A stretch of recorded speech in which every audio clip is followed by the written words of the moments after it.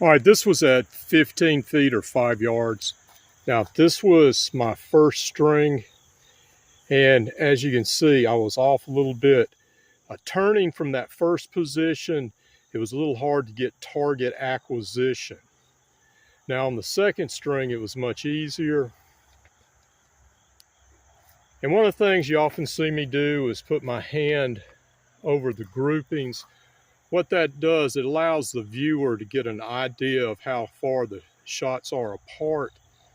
And ideally, in self-defense shooting, you want to work towards the width of your hand as far as your groupings. Hi, this is Greg with Lionquestfitness. What I did was what you call the Mozambique drill. Some people call it a failure drill. Don't do that. You don't want that word failure in your psyche when it comes to self-defense. Now we're going to go up, we're going to talk about some other things that have to do with preparation and mindset. But before they do that, let's talk about this drill itself. All right, what did it accomplish? All right, first off, drawing your firearm, being able to draw it, and I'm getting to really like these Azula cross draw holsters, and this is a Taurus 856. But being able to draw your firearm without flagging innocent people. And this is unloaded. All right, that's one thing. Also, predators aren't going to attack you from the front unless it's some type of confrontation, an acquaintance, what I call acquaintance violence. But attackers are going to come at angles. They want to try to get you unaware. So what this drill also does is teach you to move. And as I said, this position was a little bit awkward to get on target as opposed to this position right here. And this is something you practice with an unloaded gun and practice your draw, doing it safely and getting your target acquisition. And I do more practice with an unloaded gun than I do with a loaded gun. So let's go up to the house. Let's talk about some other things. Now I want to talk a little bit more about this Azula holster, cross-draw holster. According to Bob, the owner of Azula, this is really made for somebody who's not doing a lot of vigorous activity. Getting up, getting down, crawling, moving around. It's made for somebody who might be sitting at a desk, or maybe they're only standing for a shift, or perhaps they're in a wheelchair, or somebody who's doing long distance driving. And they do make these with a retention strap, which that's what I tend to prefer, some type of retention strap. Now, the gun we shot today, I make no apologies, Taurus 856. And this time of year, I carry this gun a lot. Between this gun and my Smith & Wesson 640, which is loaded, I carry this one in a pocket holster a good bit this time of year. Now, one of the things about a retention strap, a lot of people don't like a retention strap or a thumb brake because of that extra fraction of a second it takes to negotiate. So let's talk a little bit about fast drawing. Now, during the 80s and 90s in police training, we were highly discouraged from practicing what they call quick draw. Even out on the range, when we did qualifications, we drew and shoot, and then we holstered, but they didn't want a very quick draw. Why? Number one, they didn't want holes in walls, holes in mirrors, or innocent bystanders getting shot because an officer is trying to draw his gun fast and shoot. A lot of time there were a lot of clocks back in those days, the old clocks, analog clocks up on the wall. Many of them got shot by officers practicing drawing and pulling the trigger inadvertently, so to speak. So, to prevent accidents, negligent discharge, and once again, somebody that you don't intend to get hit by a stray shot. Now, in the last decade or so, it's become so popular with these young guys, high speed, low drag, get that gun out and blast away. And, use the shot timer and, hey, I got bragging rights. I got 5 shots in under 3 seconds.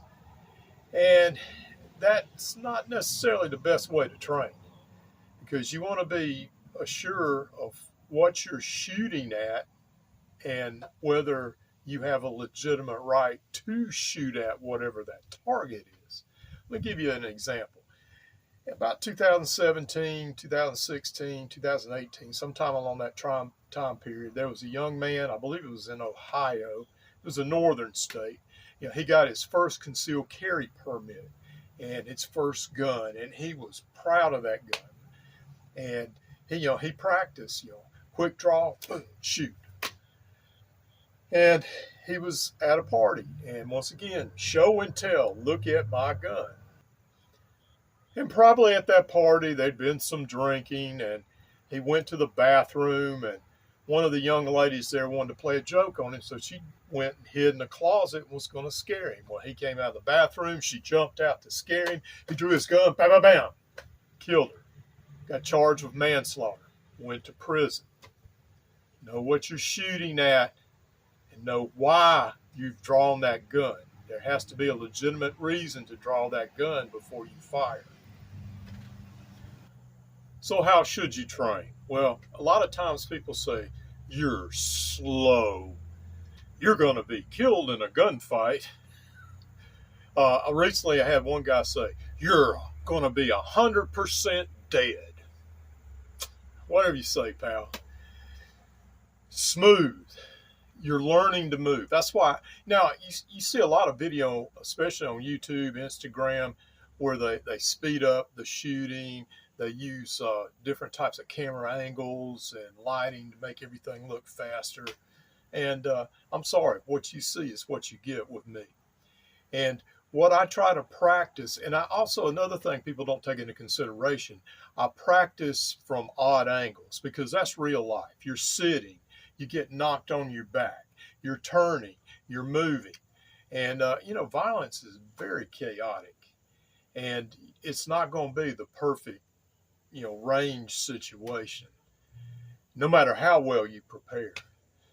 So what I try to do is I try to learn to shoot from angles. I try to shoot from movement.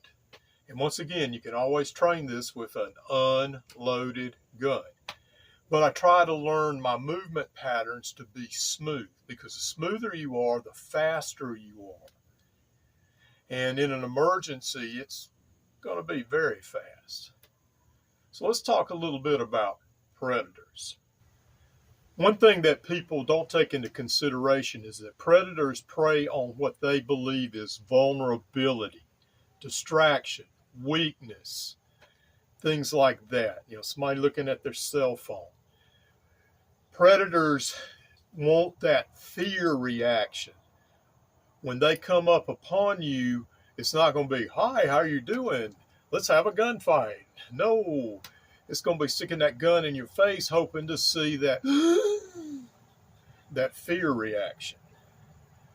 But what happens when you fight back? You don't show that fear reaction, you react. You draw your firearm. You do some type of defensive maneuver, and it's shut momentarily. It's going to shut them down. And you can't, if you want evidence of this, go to look up Lance Thomas. And he was a jeweler in Los Angeles back in the early 90s. As certain parts of Los Angeles, he had an upscale store, and the neighborhood was slowly becoming more gang-ridden and more violent, more armed robberies. And he didn't want to leave. And he got a gun. And he was ready to use that gun. And the first time he had somebody stick a gun in his face, he stuck a gun back in in that robber's face, and the gunfight began. And, Lance learned from that situation. So he started preparing.